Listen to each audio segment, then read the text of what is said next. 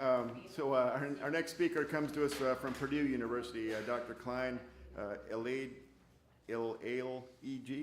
That was even. I'm sorry. My last name is Sapar, and as soon as people say George, I stand up because I never know what it's going to sound like. So I apologize for that.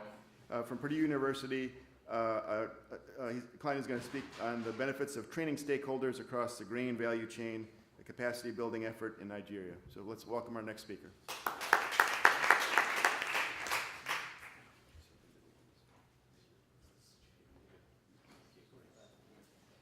Thank you, George. Good afternoon.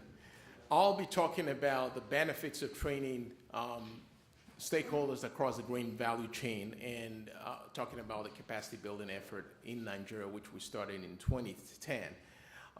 This work started about after the food crisis in 2008, when the leadership out of the USAID office in Nigeria recognized that Nigeria being a leader in terms of production and food security in the region needed to get its act together to build some capacity in the system. And so they brought us in 2009 through a cooperative agreement with USDA Foreign Ag Service to look at, to assess the situation in terms of the commodity, the needs in the commodity value chain and what can be done there. And it's involves a collaboration between 3 land-grant universities and the USDA Foreign Ag Service. I am Klein, Ileleji. I'm an associate professor and extension engineer in stud grain Postharvest at Purdue. And my collaborators are Dr. George Opit out of the University of Oklahoma, is a stud grain entomologist, and Dr. Sam McNeil out of the University of Kentucky. I believe Sam might be somewhere here. I also have a crucial collaborator. They are not only the funders of the project, so USAID through USDA Foreign Ag Service, but also a collaborator, and I'll explain what that means. And that's Mr. Harold Tarver, who's the program manager from the USDA Foreign Ag Service. He's also here today. So what I'm going to be talking about essentially is looking at the need for capacity building in Nigeria, assessing the grain commodity storage system, what we did in 2009, the training program we put in place, the post-training assessment and current effort. And I was excited after Dr. Kitinoja's talk because this is one example that has already been done, that it's working. So essentially, if you look at the situation in Nigeria, Nigeria is one of the largest producers of grain in the region, about 5.4 million metric tons when you look at production, which is about 4 billion, valued at $4 billion. It's also a net import of grain, so large consumer of rice. In 2013, they have a deficit of 2 billion imports of rice. Some of the leading crops in grain commodity chain that Nigeria produces is sorghum. I think they're the second largest producer of sorghum in the world, 7 million metric tons after the US, corn, millets, soybean, and peanuts. By the way, sorghum, corn, millet, soybean, and rice are the major crops in the Strategic Grains Reserves program in Nigeria that the country stores for Strategic Grains Reserve. I'm sorry about that slide. I want to talk about the agroecological zones, but I'll refer to all the slides that come after. Now, when we looked at the assessment in 2009, the Federal Minister of Agriculture and Rural Development essentially told us the policy of the government is as follows: 85% of grain is stored on farm, 10% in the state buffer stocks. So Nigeria consists of 36 states, and each of the states have what they call a state buffer storage system. And then 5% is stored with the Federal Grains Reserve Program. And this is for strategic grains reserves when you have a drought or some problems like that. So when we evaluated the on-farm storage, essentially what we saw were low technology systems in place, very high fiscal and quality losses. These storage systems typically hold grain for about less than a year. And a lot of farmers actually had not adopted any new storage techniques. When we look at the state buffer stock, they were essentially flat storage systems that stored grains in sacks. They were spread across the state, so each state essentially had a buffer system. A lot of these stocks were poorly managed, and most of them actually had a lot of issues with sanitation and high storage losses. By the way, sanitation is directly correlated to post-harvest losses, which was not known, and I'll explain how that is directly correlated. For the federal government strategic grains reserve, it consists of about 33 facilities. It has, I think, the largest strategic grains reserve capacity in the region, about 1.3 million metric tons. Of the 33 facilities, I believe 13 are brand new. 12 are already in existence. They are between 25,000 and 100,000 metric tons. In fact, some of them just came online a year or 2 years ago. The facilities were primarily in very good shape. So we're modern cylindrical silos. In fact, that's a picture. I'm sorry. How do I take this for? That's a picture of one of them. However, they were underutilized, 15% utilization. For the 8, it also had 48 warehouses in the commodity storage system across the country. A lot of the personnel lacked knowledge of managing these facilities, especially operational knowledge. And you had a lot of poor sanitation and high storage losses, especially rodent and insect infestation. That was directly tied to sanitation, and that was not known. So the map of the locations of the federal grains reserves, which essentially stores 5% of the grains for strategic grains reserves as follows. These are the map of the 36 states in Nigeria. Essentially, each state has one facility, except Delta, I believe Abia State, and I don't know if they have a pointer here. Yeah, except Delta State, Abia, and Lagos. They don't have a facility, but every state has a facility. These are the large 100,000 metric tons facilities, and these are the 25,000 metric ton facility. And again, like I said, a lot of these facilities were brand new. They had dryers. They were in good shape. So what we came out from our assessment, and this assessment was done by Dr. Opit McNeil and I with the USDA Foreign Ag Service personnel, essentially the Ag and Assistant Ag Attaché in Nigeria. What we found out was a lack of technical know-how, and what am I doing here? Stick on the wall. Okay, a lack of technical know-how and adequate training for most part. And then we had a lot of lack of power, lack of technology penetration for smallholders. There were some infrastructure issues with respect to roads.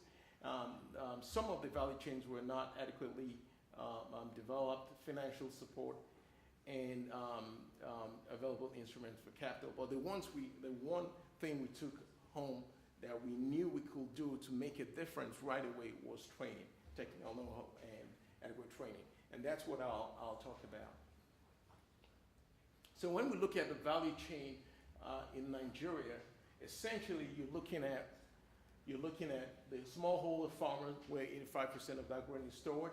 You're looking at the aggregator merchant, which buys from the smallholder and supplies the national strategic grains reserves or supplies the processor.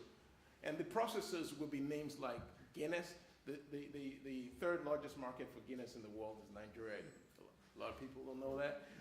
Also, Nigeria also has the largest flour mill in the world.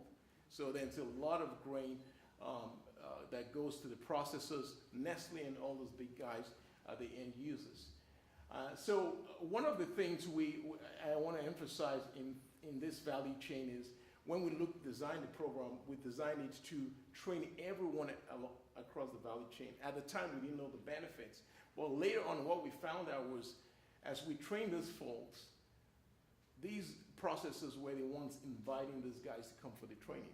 Because they said by the time the commodity came to the facility, it was too late in terms of quality losses. Because primarily quality is controlled where? At the farm gate. If the farmer did not understand that quality, and as I'll describe later, a lot of the grain is produced in the north, mostly processed in the south. By the time it came 400 kilometers away, down south, it's too late. So training across the value chain was very important. These folks actually these folks affected these guys. So in actual fact, we're having decisions or empowerment of the processors. There sometimes the processors had the capability to empower the aggregators, and the aggregators had the capability to empower the small-scale farmer. And I'll explain more about that. But what I have here, I don't want to go into detail, is essentially pre-harvest losses and the intervention on the farm, the post-harvest losses at the aggregator level, which are called off-takers, the strategic grains reserve program, and the processors, and then obviously the end users. So when we looked at our logic model, this is what we looked at. We said, well, we wanted to achieve reduction, physical insect pest deterioration. We wanted to have a long-term recurring education and training program in place for staff, extension agents, and farmers. And we wanted to have a network and collaborations among all these agents. That's what was something long-term we wanted to look. And all these agents are agents oh no, what am I pressing? Okay, I'll go into, well, and then we wanted to address all these players. The first thing we always talk about is when you look at a grain bin in our training, this slide from it, I say, what do you see?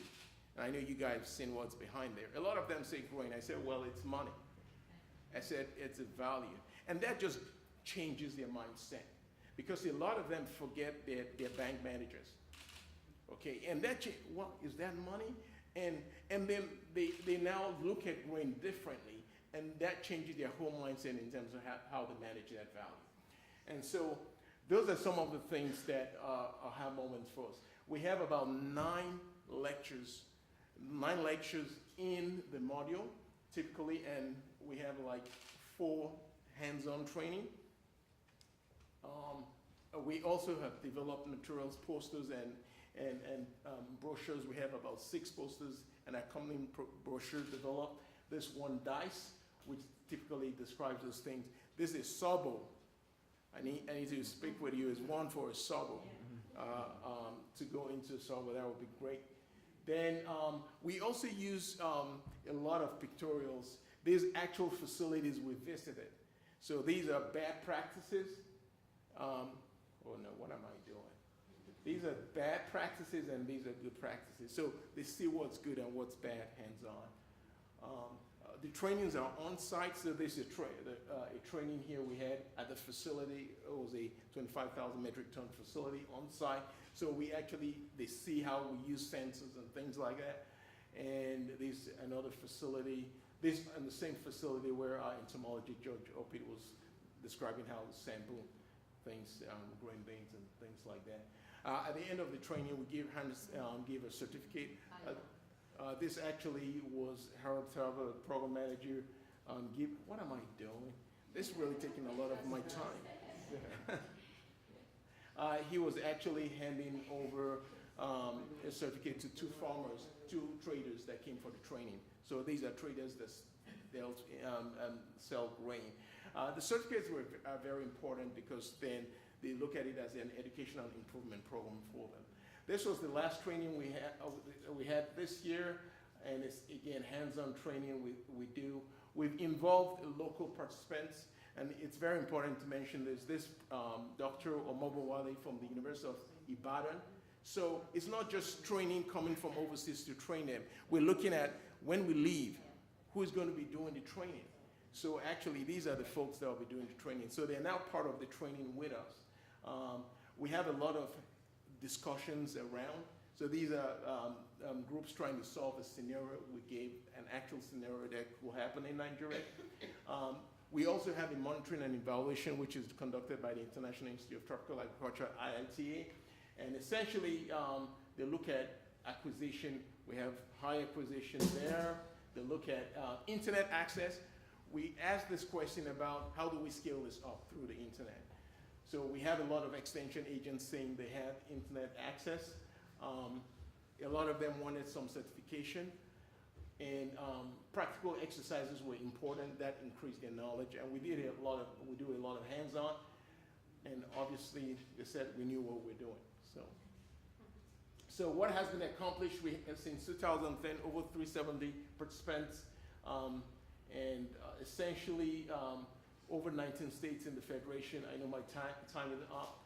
Improve sanitation, reduce pesticide and fumigant use, better safety practices, reduce losses, and networking. This is a facility we inspected 5 years later, and it's really phenomenal to see the efforts. I'm up. Am I up? 1 minute, okay. We have a 3-year program now, and what we're doing is trying to delve into and work with other programs that USAID is supporting. So we have the next program that actually is to expand trade in the commodity sector, and the markets program, which is to improve crop productivity. So rice productivity has doubled. The question is that they are now having overproduction and lack of storage knowledge. So we are working with those programs to educate the extension agents. We are collaborating with the University of Ibadan and NISPRI, which is the National Stock Product Research Institute. They are collaborators and partners training with us. We've gone into what we call research extension, and the way I stated is one of our extension staff said, when you can't answer a question to a farmer, that's when you need a field trial. So we're doing field trials in Nigeria, which we'll use as training modules when we go next year. And finally, the question we have, which we have, and I would like to discuss with others, how do we scale this up? That's all for now. Thank you.